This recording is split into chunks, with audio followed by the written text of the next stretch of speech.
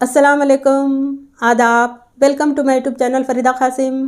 कैसे हैं आप? उम्मीद करती हूँ कि आप सब खैरियत से होंगे। अल्लाह आप सबको हमेशा ऐसे ही खुश रखे। पठान पठान पठान कुछ दिनों से सोशल मीडिया पर जहाँ देखो बस इसी की चर्चा हो रही थी। कुछ लोगों ने इस फिल्म को इतना चर्चे में ले आए ना, हर कोई इस फिल्म को देखने के लिए दौड़ा भागा जा रहा है।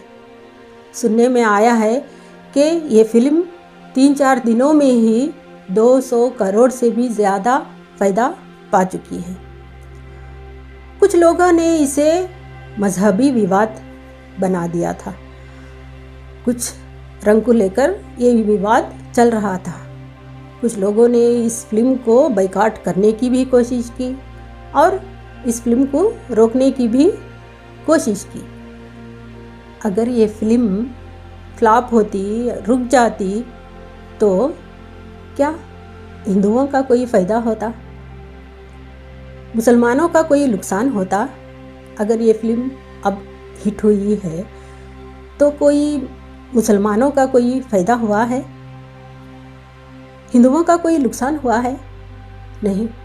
बस लोग हमारे देश में बस विवाद, हर कोई हिंदू मुस्लिम इसी विवाद में एक दूसरे से आपस में झगड़ा कर रहे हैं।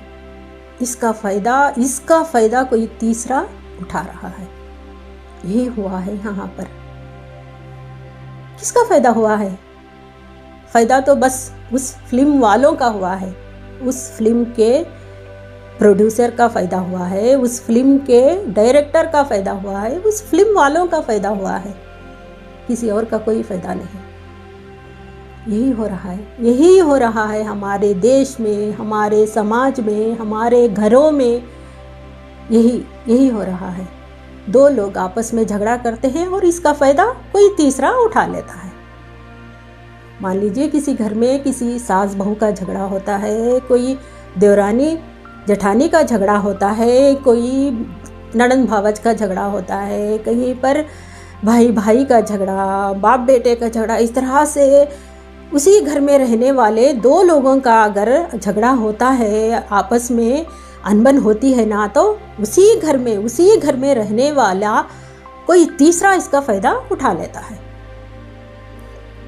किसी समाज में दो पड़ोसियों का अगर कोई झगड़ा होता है ना, तो इसका फ़ायदा कोई तीसरा पड़ोसी उठा रहा है। उसी तरह हमारे देश में भी दो मज़हबों का अगर झगड़ा हो रहा है, जहाँ देखो अगर कोई अज़ान को माइक पर बोलने पर विवाद उठा रहा है, तो कहीं पर हिजाब के नाम पर झगड़े हो रहे हैं कि नहीं हो रहे। लेकिन फ़ायदा किसका? किसी तीसरे का। आपस में जनता झगड़ा कर रही है, आपस में इस देश की जनता झगड़ा कर रही है, तो फ़ायदा इसका कोई और उठा रहा है। यही हो रहा है। पता नहीं उस फिल्म में क्या है, क्या स्टोरी है। मैंने तो नहीं देखा, मैं थिएटर नहीं जाती हूँ, लेकिन इस फिल्म को लेकर बहुत ज़्यादा विवाद हो रहा था।